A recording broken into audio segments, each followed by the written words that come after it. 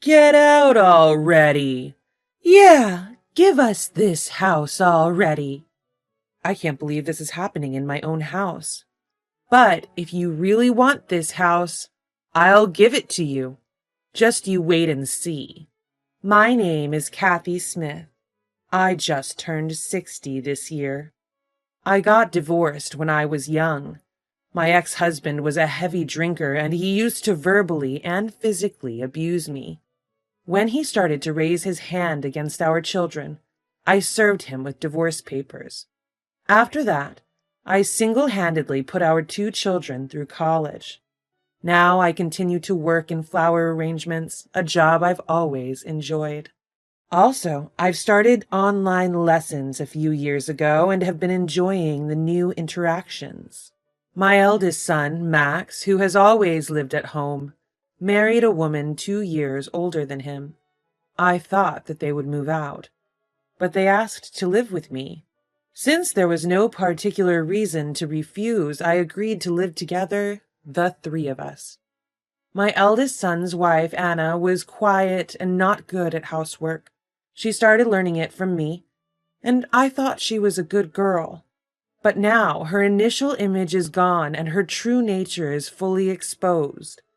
In front of me, she talks bad and has a foul attitude, but in front of my son, she acts like a quiet and good wife. The housework she learned, she only does laundry for her clothes, the rest is left undone.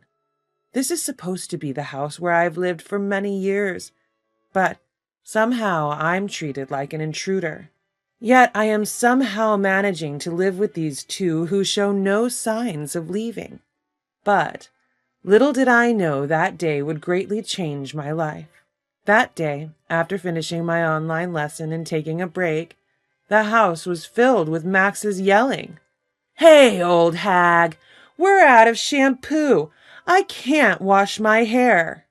Despite being in the bathroom, his yelling reached all the way up to my room on the 2nd floor. He is like this every day, so I'm used to being yelled at by him. Not being very quick myself, I went to get the refill shampoo as quickly as I could. "Here, this, I'm sorry I didn't notice." "Too slow. It took too long after I called. Make sure to check time." "I'll be careful next time." Without saying anything, he snatched the refill shampoo from me, and at that moment I accidentally cut my palm a little deeper with the refill bag.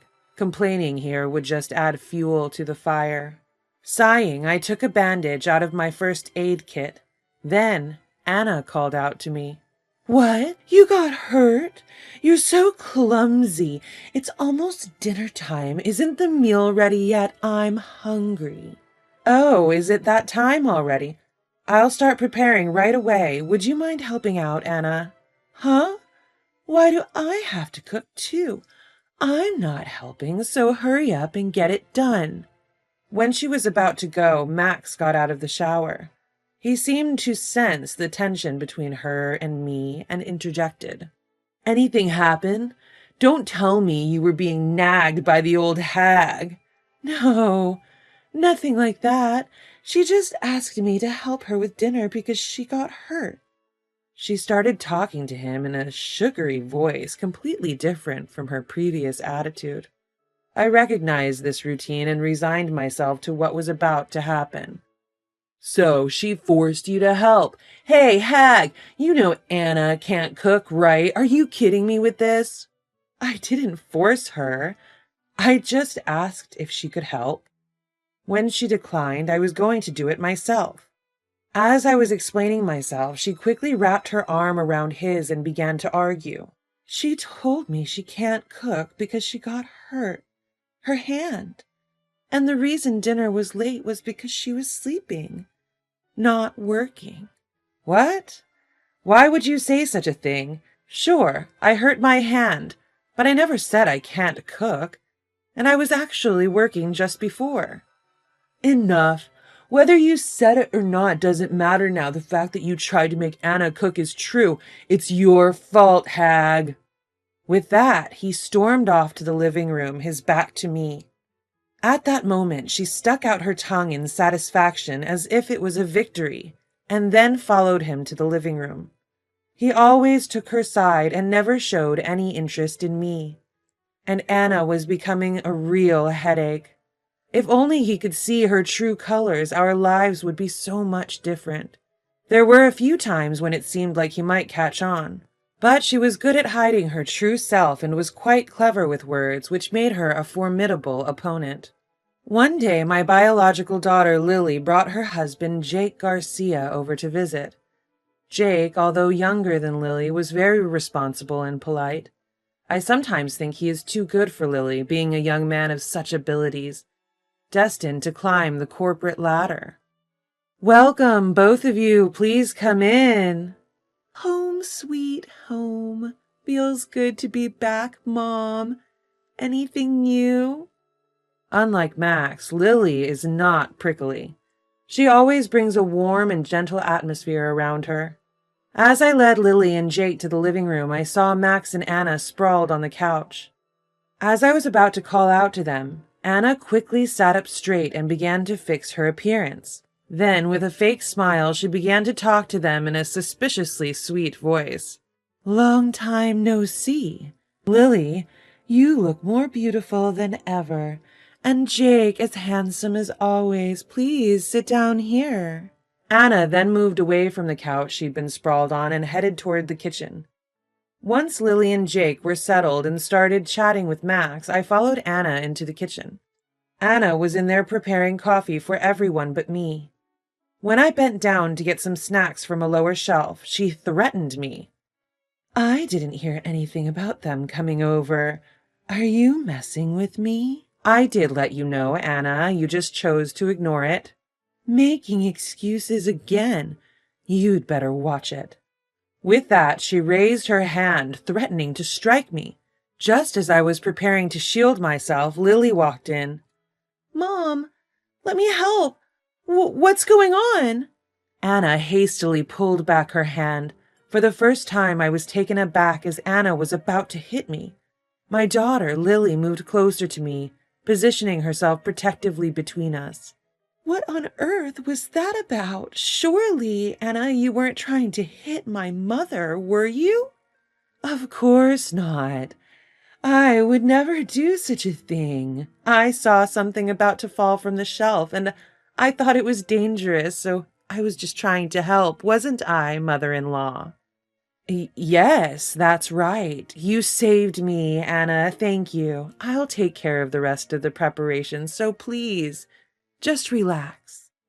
I'll take you up on that offer, then." With that, she returned to the living room.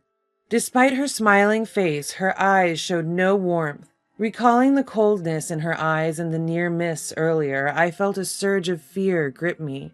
Lily looked up at the shelf, her brow furrowed in an apparent confusion, but I was too consumed with fear to take much notice. Noticing my obvious distress, Lily rubbed my back gently. "Mom, it's okay. It's just us now, and I'll protect you while I'm here." Her words calmed me, the tension leaving my body. I was grateful Lily had come into the kitchen. If she hadn't, I'm sure Anna would have hit me. "Thank you. I feel better now." I managed a weak smile, but Lily saw through it. "Knowing you, Mom, you won't tell me even if I ask, but remember this, if you ever need help, don't hesitate to contact me. I'll be there for you any time." Lily's sincerity touched me, and I nodded in agreement. After that, nothing else occurred, and the rest of the day passed peacefully. Night fell quickly, and since it was getting late, Lily and Jake decided to head home after dinner. Anna offered to help prepare dinner, but Lily told her to relax and prevented her from interfering. Perhaps because Lily had witnessed her earlier behavior, Anna complied without complaint. With Lily's assistance, dinner preparations went smoothly. Working together in the kitchen, our conversation flowed freely. It was a pleasant change of pace, and for the first time in a while, I genuinely enjoyed myself. Once the meal was ready and we all sat down to eat, my eldest son praised the food. "This is delicious, Lily. Your cooking is the best." "Stop it. You're exaggerating." I'm blushing. "But I'm not nearly as good as Mom." What are you talking about? Comparing your cooking to that hag's? Mom's cooking is awful. I'm just glad we get to eat a decent meal today. While he openly insulted me in front of everyone, only Anna simply smiled and nodded. Upon witnessing this, Lily and Jake stared at them with serious faces. The room went quiet until Lily addressed Max. I think you're misunderstanding something, bro. Mom did all the seasoning. No way, you're lying. I'm not. I just helped with the prep work and a few other things. He glared at me, perhaps feeling tricked. Anna's smile seemed strained, and I felt something bad was about to happen. That's when Jake, who had been quietly observing, decided to speak up. I can totally understand you make that mistake. My mother-in-law's seasoning is similar to Lily's, so it can't be helped, he exclaimed. Thanks to Jake, the tense atmosphere eased a bit. For a while, the conversation stalled, but Jake made an effort to steer it, telling fun stories and prompting everyone to talk.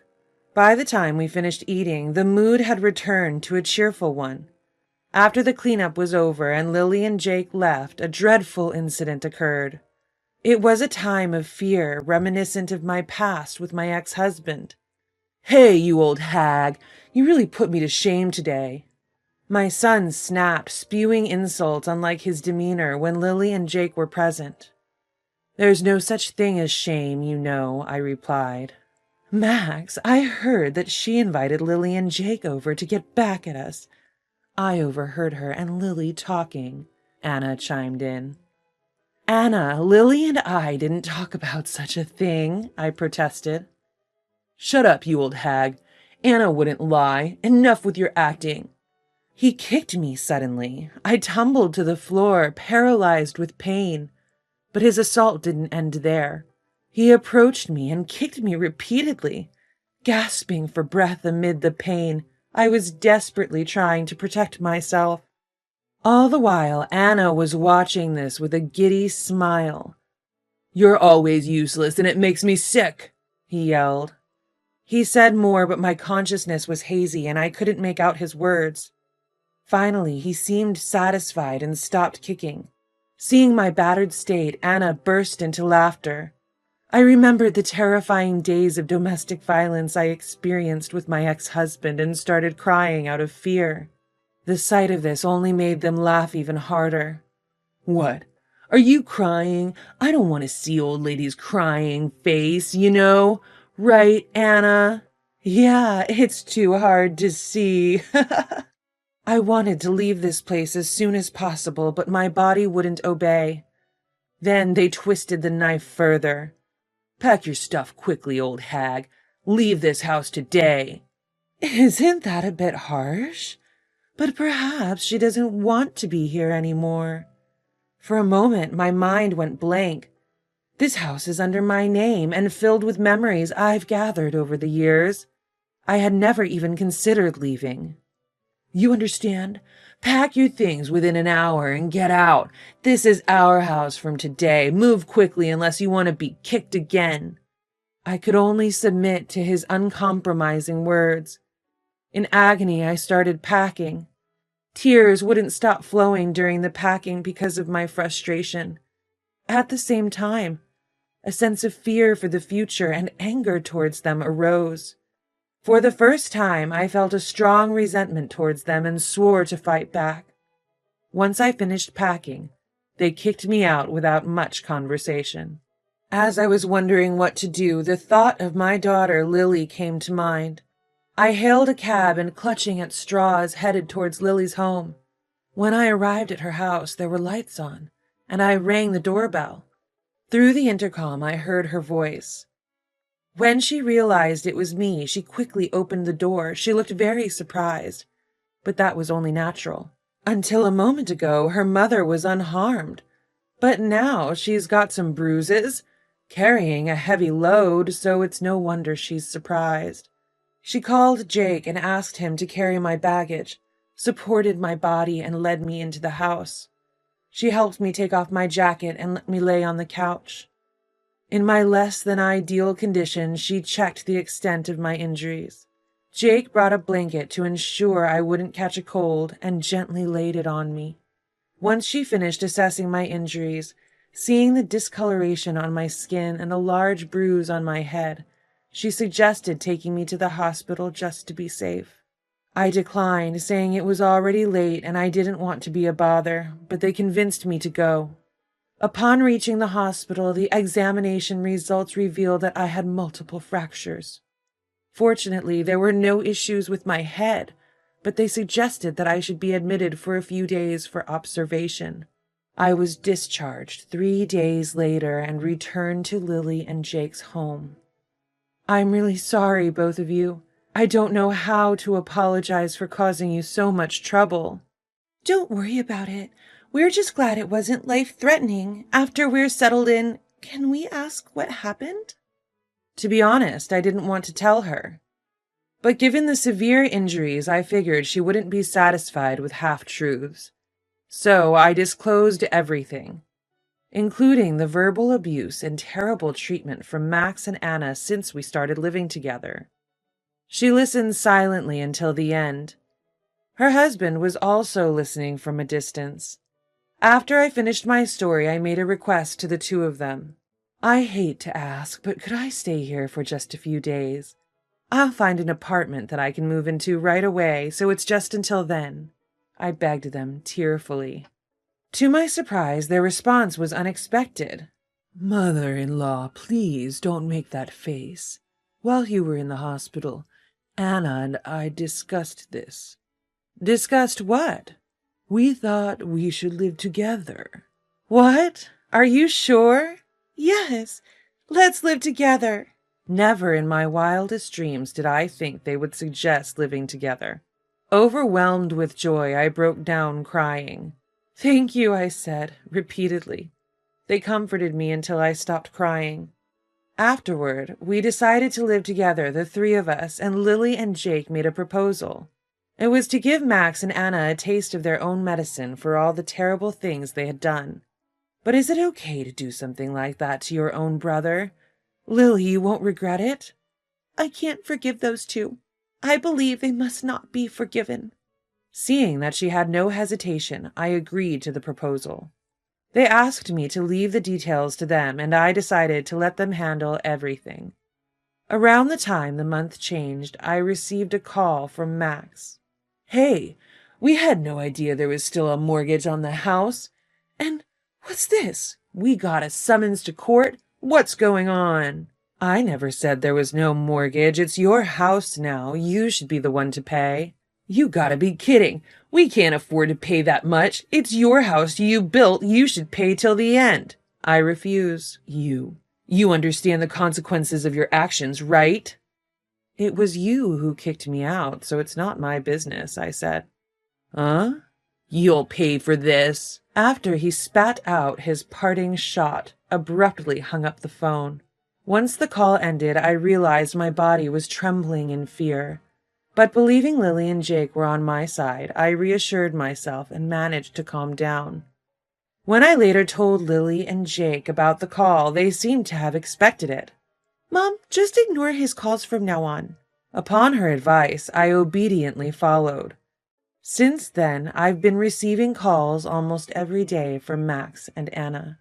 Obeying her advice, I continued to ignore the relentless calls. One day, they showed up at his place.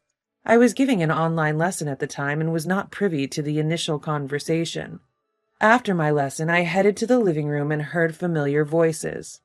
Peeking quietly, I saw Max and Anna begging Lily and Jake. Please, just lend us a little bit of money. I'm begging you too, Lily responded. How have you been handling your finances up until now? Weren't you contributing even a bit to your household? Well, we were paying our cell phone bills and insurance, but we never gave any money to my mother. Lily and Jake looked stunned and let out a sigh. So, you're saying that Mom was covering all expenses, including utilities and food, and despite that you treated her like a maid, verbally abused her, and eventually assaulted her and drove her out of her own house. We don't have a single cent to lend to people like you guys. What do you mean by verbal abuse and assault? Max hesitated, at which point Jake stepped in. I agree with Lily. When we found mother-in-law, she was in a terrible state. She even had to be hospitalized. That's clearly a crime. That's why you should leave for today. Hold on. At least tell us where she is now. We have no reason to tell you, and we plan on taking this matter to court. We'll ask for punitive damages for the pain you've caused our mother, so be prepared. You think you can say whatever you want because we're begging. You're joking. Max stood up suddenly, filled with anger, and lunged at Lily. I was about to step in and open the living room door, but Jake got in between Lily and Max. Max was effortlessly restrained by Jake and could no longer move. Feeling threatened by Max's loud and aggressive behavior, Lily called the police. Shortly after, the police arrived and took Max and Anna away. Once they were gone, I rushed over to Lily and held her close. I'm glad you're okay. Really glad you didn't get hurt. Jake, thank you for protecting Lily. They both simply smiled in response and treated me kindly to put me at ease. Later, the evidence gathered by a detective and the lawyer Lily and Jake hired ensured we would receive a substantial amount of punitive damages from Max and Anna. We found out then that they had each been having affairs and were in a messy situation. Now, not only did they have financial issues, but they also had marital problems to face. Freed from my abusive son and his wife, I regained my freedom and started to recover, venturing outside again with a sense of peace. Even so, I've received some contact from Max. However, this would be considered breaking the court-ordered no-contact rule between us. Every time this happened, I contacted my lawyer and had him handle it strictly. Later, I bumped into our old next-door neighbor at the supermarket. He told me that Max and Anna were constantly arguing about money and infidelity. Anna's true nature became apparent, and that seemed to be the catalyst for their divorce. Since then, they've put their house up for sale. Now the story turns to my private investigator's findings. Max, with his involvement in police matters, lawsuits, and now his divorce, seems to have become the talk of his office. Max, who had a big ego, quit his job immediately. Dumped by his affair partner, he now works part-time. Homeless, he seems to spend his nights in various parks and abandoned buildings. As for Anna, she had been staying at the home of the man she was having an affair with, but it seems she has recently been dumped. She's now seeking work and live-in jobs, trying to rebuild her life from scratch. Her beloved hobbies such as nail art and other fashionable activities have been forbidden, and she seems to be living a humble life now. As for me, I bought back our old house that had been put up for sale, and after some renovations, I now live there with my daughter, Lily, and her husband, Jack. Since Lily has qualifications in aromatherapy and massage, we decided to open a small shop on the spare land we had when we renovated the house. We've been managing well, not just through online lessons, but also with physical lessons in the shop, selling items and running a reservation-based aromatherapy massage service. It's a joy being able to do what we love, and even though we renovated it, being able to return to our own home brings happiness every day. Thanks to them who offered to take care of all complex issues like private investigators and lawyers, which is really hard for me to handle, and have been able to achieve our current lifestyle. I get along well with Lily and Jake, and recently received the delightful news that Lily is pregnant. I can't wait to hold my grandchild in my arms. Looking forward, my life will only become more joyful, and I consider myself very fortunate. I cannot thank them enough. I am truly grateful.